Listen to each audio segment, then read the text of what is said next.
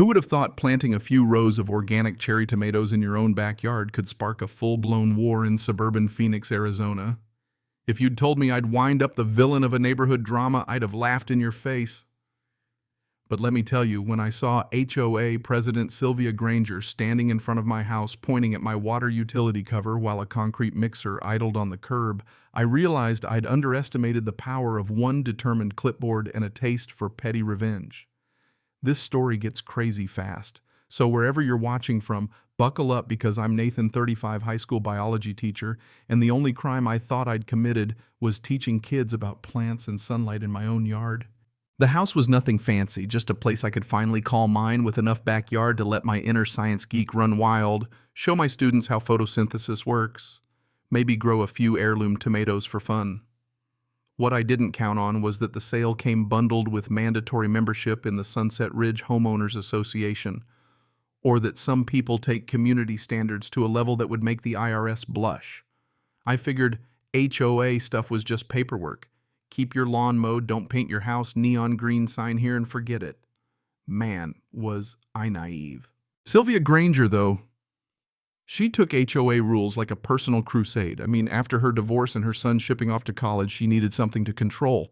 And unfortunately, that meant she poured every ounce of energy into policing fence heights, grass length, mailbox shapes, and apparently even the size and location of tomato plants. If she could have measured the air you breathed, she would have. All I wanted was a patch of dirt to call my own after years of cheap apartments and noisy neighbors. I never thought defending tomatoes would mean fighting for my sanity. It started on a Tuesday hot already, even at 8 a.m. when I was out watering the new seedlings. I'd lined them up perfectly along the back fence, proud like a parent at a school play, when I heard this sharp click-click of heels coming up my driveway. Around the corner comes Sylvia, clipboard in one hand, measuring tape in the other. Her eyes narrowing at my garden like she was seeing illegal activity.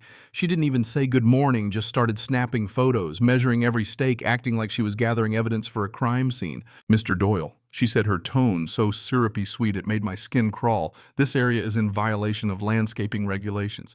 We have unified aesthetic standards here." I tried to explain, really I did, that I was a teacher. This was an educational project for my students, the whole science of life thing. But she just shook her head, whipped out a violation slip like she'd been waiting all week to use it, and handed it over with a satisfied little smirk. $200 for unauthorized vegetation.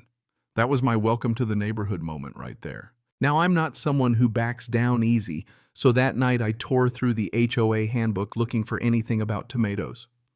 Spoiler, there was nothing. No vegetables, no mention of gardens, just vague, harmonious landscaping language. Next morning, I called Sylvia to argue my case, thinking maybe it was a misunderstanding. She didn't miss a beat. Section 15.3 covers all non-conforming vegetation. She declared like she was quoting scripture. The board has interpretive authority. Translation, she could make up whatever she wanted, and I had no real say. She ended with the classic, "You signed the contract, Mr. Doyle." Gotta love the fine print, right? 3 days later, another notice showed up. Now the fine was $600, and I had 48 hours to yank every plant out. My neighbor Howard Keene saw me pacing the yard, cursing under my breath. He'd been here 15 years, a retired plumber with more neighborhood dirt than Google Maps. "Be careful," he warned me. "She once had a guy's power cut so many times he finally moved." I half laughed, thinking he was exaggerating. Until the next morning when the notice escalated again, more fines plus a threat of system adjustments for community safety if I didn't comply. That phrase stuck in my head, system adjustments. It sounded like the sort of threat a villain makes in a bad movie. I started noticing weird stuff at night, footsteps in my yard after midnight, someone shining a flashlight near my water cover. I wasn't paranoid. My security camera caught her gloves and all poking around like she was about to pull off a heist. She spent 20 minutes taking measurements, scribbling notes, treating my front lawn like a military target. 2 days later came the certified letter. If I didn't comply, the HOA would adjust utility systems as needed to ensure compliance and safety. Buried deep in my closing paperwork, I found the loophole, a clause authorizing the HOA to access or modify utilities for community benefit. Lesson learned, never skim boilerplate. Howard, seeing the letter, just shook his head. "She's done this before. The city doesn't care they side with the HOA." I realized this wasn't just about me anymore.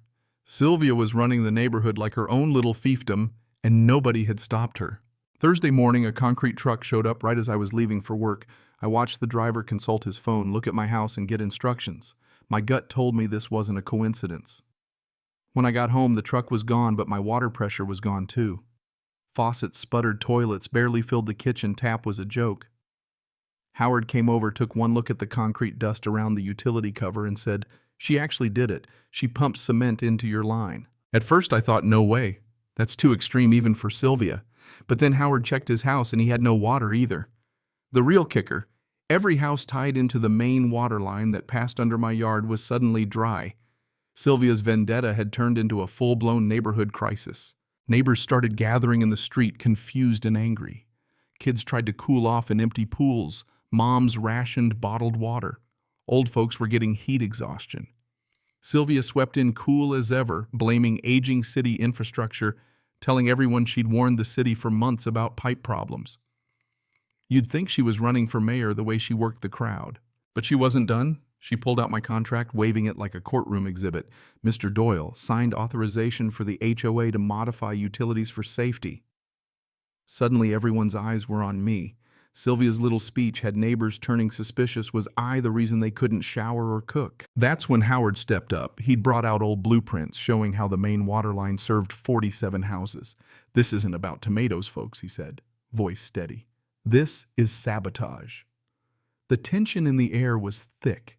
People started sharing their own Sylvia stories, fines for garden gnomes, threats over mailboxes, the works. The crowd was waking up, realizing they'd all been bullied by the same person. Now here's where it all turned. The grandmother from 3 doors down showed up with her 6-year-old grandson, his face red from the heat, begging for water. That hit me hard. Whatever fallout there was, it was time to show everyone the truth. I plugged my security camera footage into a portable speaker so everyone could see Sylvia sneaking around my utility box at midnight, gloved up, measuring, and clearly up to no good. The neighborhood watched in stunned silence until Sylvia tried to explain it away as a community safety check. But Howard wasn't having it. He pointed out that the concrete truck had been hired using the HOA account with Sylvia's signature right on the work order. Then Derek from the city showed up in official calm but clearly disturbed. After checking everything, he declared it was a crime, not a maintenance issue, intentional sabotage of a municipal water line during a heat wave. "This is public endangerment," he said, "and it's getting referred to the district attorney." That's when Sylvia finally cracked. Her explanations went from bad to ridiculous, blaming the contractor, the weather, anything but herself. But with every word, she dug herself deeper. An emergency vote ousted her as HOA president right there on the street. Hands shot up everywhere. No more tyrants. Howard was voted in as interim president, and the first thing he did was push for new rules limiting board power and requiring transparency. 3 weeks later, I sat in court with dozens of neighbors watching as Sylvia got sentenced to 6 months in jail, $45,000 in restitution, and banned for life from any community leadership. The neighborhood rebuilt fast, new pipes, new leadership, and that little garden Sylvia hated became a symbol of resilience. Kids came over to learn about science, families shared tomatoes, and every time someone new moved in, they got a basket of fresh veggies and a friendly warning, "Just don't mess with the water pipes." The plaque on my utility cover says, "Our water, our rights." People still laugh about it, but they remember community power can be abused, and it takes everyone standing up to stop it. Funny thing, sometimes the best fertilizer for a neighborhood is the downfall of the one person who thought she owned it. So let me ask, where do you stand on HOA power?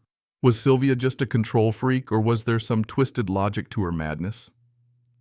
Drop your thoughts below. Who was right? What's justice? And how would you have handled it? Because trust me, in a world full of Sylvias, you better know where you stand.